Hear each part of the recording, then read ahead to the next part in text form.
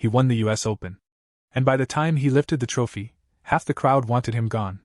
That's the line I want you to sit with for 1 second, because what happened over the last few days in professional golf is one of the ugliest, strangest, most explosive controversies this sport has seen in years, and almost nobody outside the golf world even knows it's happening yet. A major broadcaster just stood up on live television and said a tournament crowd is, quote, a stain on the game of golf. He demanded an entire region be banned from ever hosting a championship again. Players are getting heckled to the point of being escorted out by security. A champion's own victory walk was met with silence and insults instead of cheers.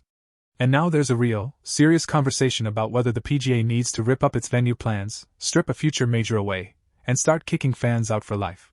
If you think golf is a quiet, polite sport where people whisper and clap politely, stick around, because what you're about to hear sounds more like a riot at a football match than anything that's supposed to happen on a golf course.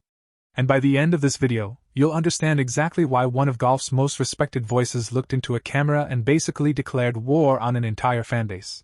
So let's set the scene properly, because to understand how we got to staying on the game, you have to go back further than this one weekend. This story really has 2 acts, and the second act is what just exploded everywhere. Act 1 starts last September, at the Ryder Cup, held at Bethpage Black on Long Island, New York. Now, if you don't follow golf closely, the Ryder Cup is different from every other tournament.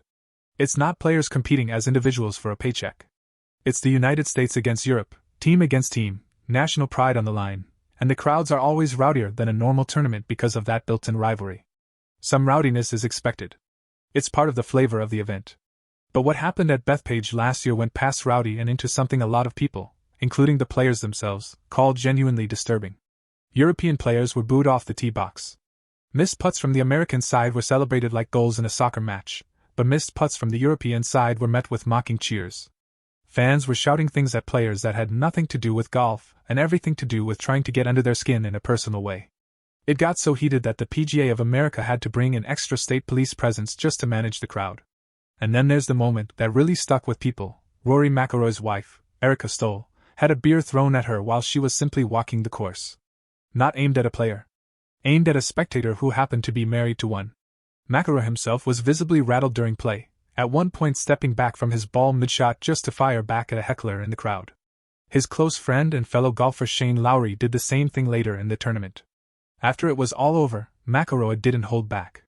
He said, and I'm paraphrasing his sentiment here, that golf should never accept that kind of behavior, and that the sport needs to be held to a higher standard than what everyone witnessed that week. At the time, a lot of people in the golf world tried to explain it away. They said, look, it's the Ryder Cup, it's team versus team, nationalism gets people fired up, this is just what happens when you turn golf into something tribal for 1 week every 2 years. It's not really about the sport. It's a one-off. Calm down, it'll go back to normal next time. That explanation held up for almost a year. Then June 2026 happened. And it didn't hold up anymore. This is Act 2, and this is the part that's blowing up right now. The US Open, one of golf's 4 major championships, the most prestigious events in the entire sport, was held at Shinnecock Hills Golf Club, also on Long Island, just down the road from Bethpage. And this time there was no excuse about nationalism or team rivalry.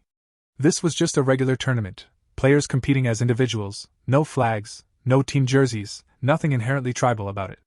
And yet the exact same ugly pattern showed up again, except arguably worse, because this time it was directed at one specific player almost the entire week. That player was Wyndham Clark. Now here's where the story gets layered, because Clark isn't some innocent bystander who got randomly targeted for no reason. He has history. Back in 2025, during the US Open at Oakmont, Clark missed the cut, meaning he didn't play well enough to continue into the weekend rounds, and he reacted to that disappointment by smashing 2 lockers in the clubhouse out of pure frustration. The damage was bad enough that he was actually banned from ever stepping foot on that specific property again. He's not allowed back at Oakmont. Ever. That's how serious it was. So going into this year's US Open at Shinnecock, Clark already had a reputation. Some fans saw him as a hothead, someone who'd shown he can't control his temper under pressure, and they weren't exactly rolling out a welcome mat for him. Clark himself has acknowledged this. He's apologized publicly, multiple times, for what happened at Oakmont. He's openly said he understands why people might not be his biggest fans right now, but here's the twist that turned this from fans don't love a guy into staying on the game of golf. Wyndham Clark didn't just show up and play poorly and fade into the background where the boos wouldn't matter. He led the tournament. For most of the week, he was the best player on that golf course. And instead of the crowd warming up to him as a hometown region underdog doing something special, the hostility got worse the better he played. Fans were screaming things like, "Don't choke, Wyndham!" at him, mocking the idea that he'd blow his lead, essentially baiting him to fail in real time, on camera, during the most important round of his career. Other fans yelled, "Get in the bunker!" basically wishing failure on him out loud, repeatedly, during his final round. It got so disruptive and so personal that tournament security had to physically remove multiple spectators from Shinnecock Hills on that final Sunday. Not warned. Not asked to quiet down. Ejected.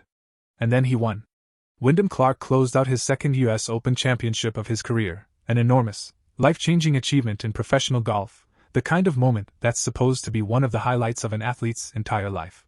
And when he sank that final winning putt, the reaction from the crowd wasn't a roar. It wasn't a wave of cheers. Multiple reports described it as a muted, almost cold reception. A guy just won one of the 4 biggest tournaments in the sport, and the crowd response sounded like someone won a consolation prize nobody cared about. Clark talked about it afterward, and to his credit, he didn't play the victim. He basically said, "Look, some of this is on me. I did something unfortunate last year, I've apologized, I'm still sorry, and I get that people are rooting for other guys, especially Scottie Scheffler, who's considered the best player in the world right now and chasing his own kind of historic run." Clark said something like, "Grand Slams only come around so often, he's going to get his moment, but today was my day." Which, honestly, is a pretty mature, level-headed response from a guy who just got heckled relentlessly on the biggest stage of his career and then won anyway. But here's the thing. Just because Clark handled it gracefully doesn't mean everyone else in the golf world was willing to let it slide. And that's when this turned from a story about one unpopular player into a full-blown controversy about an entire region, an entire fanbase, and possibly the future of where major championships even get held. Enter Eamon Lynch.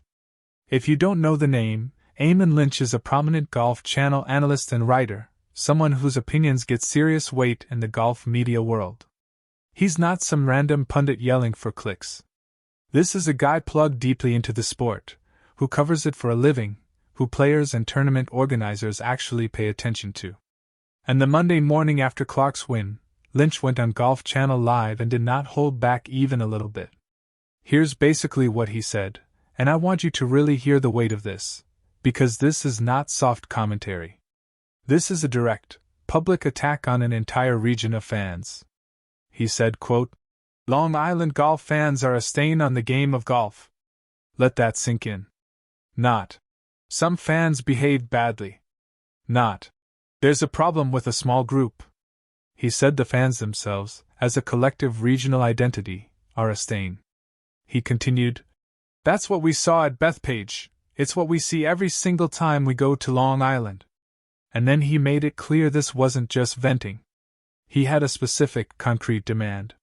He said the PGA of America is currently scheduled to bring the PGA Championship, one of the sport's 4 majors, back to Bethpage Black in 2033. And Lynch said flatly, that should not happen. His words were that the people of Long Island, quote, "do not deserve a major championship." He didn't stop there either. Lynch dismissed the idea that this is just a New York thing or a big city crowd energy thing. He specifically isolated Long Island as uniquely bad, saying, "It happens on Long Island every single time," and insisting the issue isn't a broader New York problem, it's something specific to that region. He even floated a theory about who exactly is causing the problem, describing the worst offenders as, in his words, "the drunk crypto bros who buy a ticket with daddy's credit card, and they've gone through life without ever being slapped for something they've said." Strong language. Deliberately inflammatory. The kind of soundbite that was always going to spread across golf media within hours, and it did. Now here's where it gets even more interesting, because Lynch didn't just complain. He proposed an actual solution, and the solution itself has become almost as big a talking point as the original insult. He pointed to the Masters tournament at Augusta National as the model golf should follow. If you've ever watched the Masters, you know Augusta runs things completely differently from almost every other tournament. There's a strict no-phone policy, full stop, no exceptions. There's a code of conduct that explicitly forbids yelling, taunting, or generally disruptive behavior, and it's enforced, not just written on a sign and ignored. If a patron, and at Augusta, that's the only term allowed. Patron. not fan or spectator. If a patron steps out of line, the consequences escalate fast, all the way up to losing your credentials permanently or even a lifetime ban from ever attending again. And the result of that strict, consistently enforced culture is that Augusta has almost zero problems with unruly crowds.